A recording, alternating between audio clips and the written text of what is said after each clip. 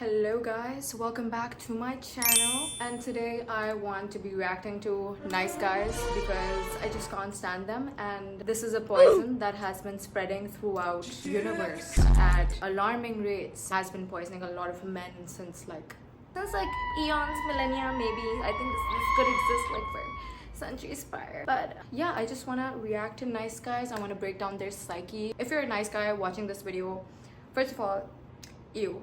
Brother, And second of all, hey, I'm making this video so this could be a makeup call for you, so that you can finally learn how to be a human being, a decent human being, a good human being. Not even good, just a decent human being, like bare minimum, kind of like just explaining how to like human. I hope this helps and gives you guys some perspective, and let's have some laughs and let's roast the fuck out of these people. Let's go. Let's start. How do I manipulate two people to hate each other?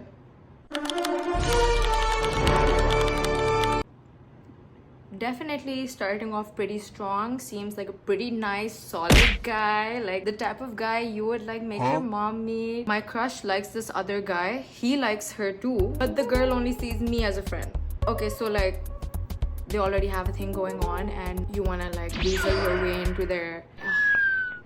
Okay, I want to secretly get the two of them to hate each other so I can get her.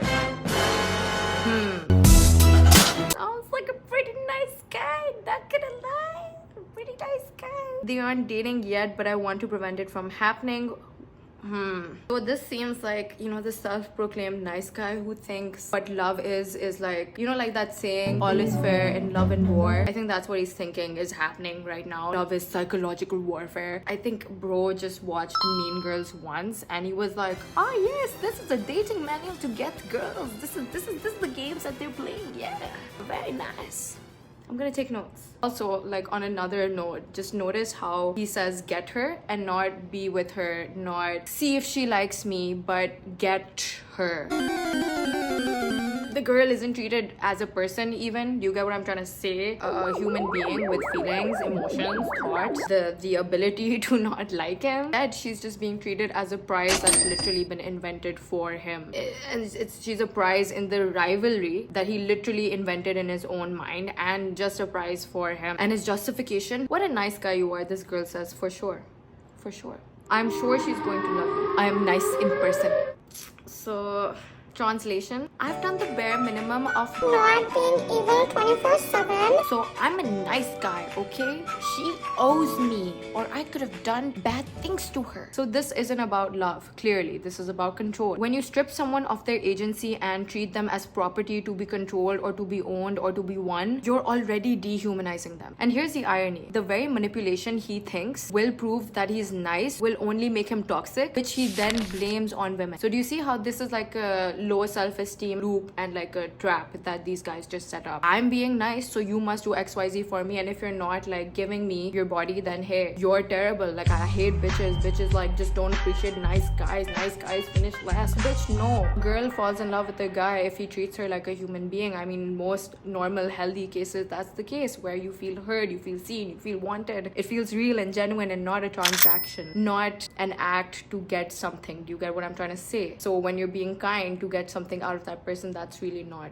kindness. So yeah, you're not nice. Kings, be logical and sometimes toxic, because these holes don't like good men. At this point, only the bad guys and highest bidders are given the chance. In the future, they want good men to settle down with. It's the good men they rejected because they're too nice, gentle, loyal, and understanding that will later accept the leftovers. This is wickedness. Never be a nice guy to modern women. You'll be punished for your actions.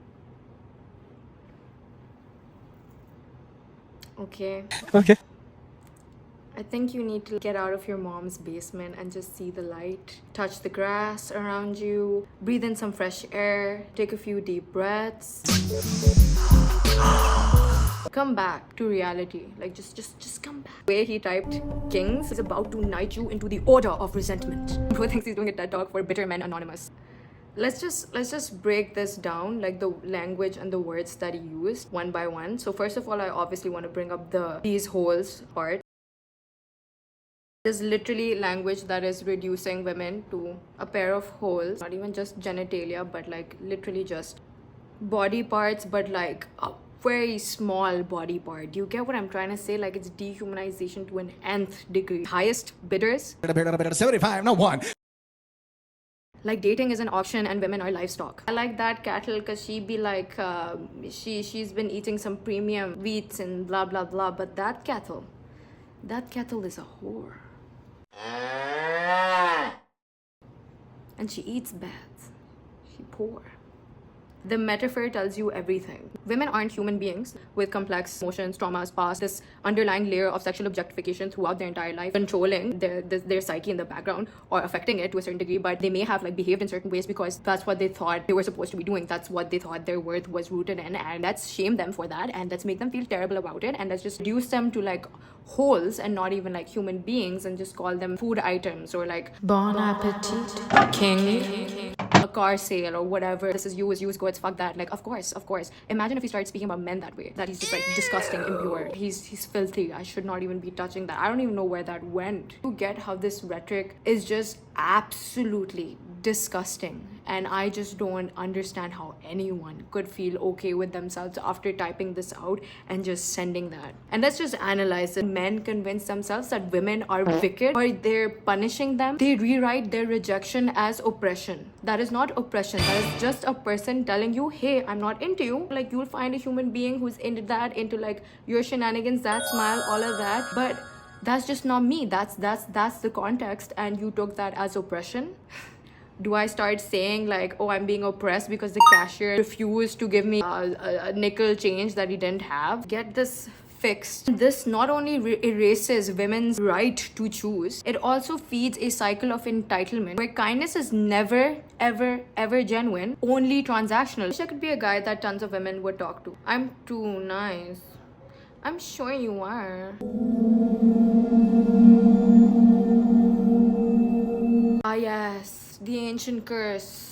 Too nice. The affliction that somehow only manifests in men who completely ignore and violate women's boundaries. I'm too nice is basically code for my niceness was supposed to guarantee attention and perhaps affection or intimacy. When it didn't, I felt cheated or exploited. Being nice is a baseline expectation, not a currency to get you intimacy or closeness or a girlfriend. Yet here it's being framed as both a burden and a weapon. So when rejection gets rewritten as women only want bad guys, it denies women to have the right to have preferences, to have taste, to have likes and dislikes, autonomy. It reduces them to vending machines. Input niceness, output girlfriend. When that transaction fails, the narrative becomes that women are broken, not their worldview, not the guy's worldview, but that women and modern women are terrible and they're sluts and they're this and that. That's the common thread, right? Between nice guys. They're not actually asking for connection. They're asking for compliance. Their niceness isn't about empathy or care. It's a strategy. They weaponize niceness like it's a bargaining chip. Then they turn rejection into proof that all women are bad or all women are wicked or broken. What's even more telling is the language that these guys will be utilizing. Women become leftovers, holes, or prizes to be gotten. These words reveal their worldview. It's not intimacy that they want. It's not connection. It's ownership. Not partnership. It's possession. That's why the cycle feels so hostile. They see rejection not as a normal human part of life and of dating, but as an act of injustice, severe oppression, as though someone just stole what was owed to them. The irony, real emotional intelligence, the ability to handle rejection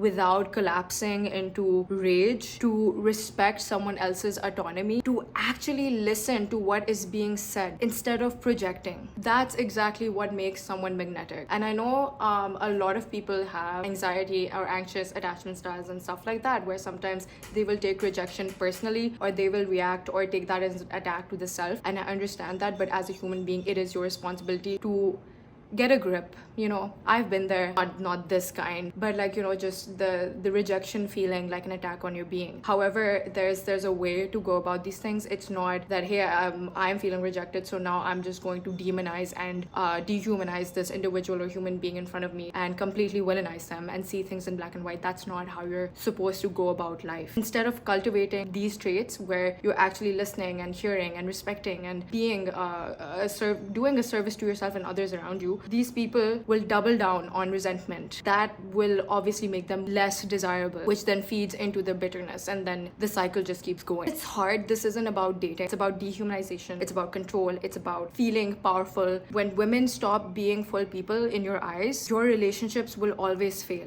because they were never relationships to begin with, just transactions that existed within your head. So yeah, I hope you guys enjoyed this video, and this wasn't too preachy or, you know, tried to have some lessons but also like be a bit witty with it, or just make you like chuckle perhaps. I hope I see you for the next one, and please subscribe if you haven't, and like if you haven't. I need that. I need your support. I need you. Okay, I'm cringing at myself at this point. I'm gonna go now, and yeah, bye.